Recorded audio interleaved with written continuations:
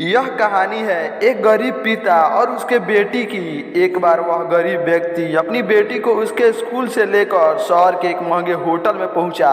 उस व्यक्ति ने फटे पुराने कपड़े पहने हुए थे और उसकी बेटी स्कूल की ड्रेस पहनी हुई थी। जब दोनों होटल के अंदर पहुंचे तो वेटर पूछा, सर आप क्या खाना पसंद करेंगे, आप अपना ऑर्डर बता दीजिए। तब उस व्यक्ति ने कहा कि आप मेरे बेटी के लिए एक प्लेट पाव भाजी लेकर आ जाइए बस। वेटर ने पूछा, सर आप कुछ नहीं लेंगे, आपके लिए भी कुछ लेकर आऊं?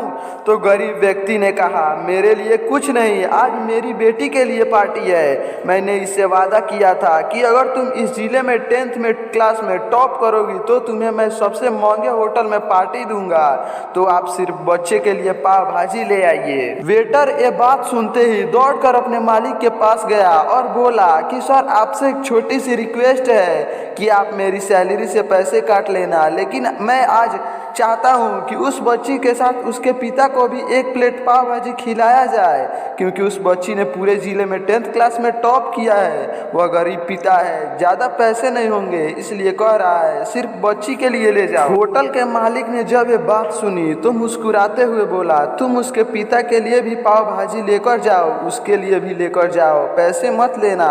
4 से 5 पाव भाजी पैक करवा कर ले जाओ और 2-3 किलो मिठाई भी लेकर जाओ और उनसे कहना ये पार्टी होटल के तरफ से है, आप ये मिठाई ले जाइए और जश्न मनाइए। जब वेटर ने 2 प्लेट पाव भाजी लेकर गया तो वह व्यक्ति चौंक गया और बोला, मैंने तो एक ही मंगाई थी, मेरे पास पैसे नहीं है। वेटर बोला, अरे सर शर्मिंदा मत कीजिए, ये पार्टी होटल की तरफ से है, आपकी बेटी हमारी बेटी ने टॉप किया है, ये मिठाइयाँ लेकर जाइए और जश्न मनाइए। पिता और बेटी खुश हो गए और चले गए। कई साल बीत गए। उस गरीब पिता के लड़की अब यूपीएससी की तैयारी करके कलेक्टर बन चुकी थी और इत्तेफाक से उसी शहर में उसकी पोस्टिंग हो गई थी। उस लड़की ने उस होटल में सूचना पहुंचा दी कि मैं उस होटल में लंच करने के लिए आ रही हूं। होटल के मालिक ने जब ये सुना तो होटल को पूरी तरह से सजवा दिया। गांव में ये बात पूरी तरह से फैल गई और कस्बे में सभी लोग उन्हें देखने के लिए आने लगे।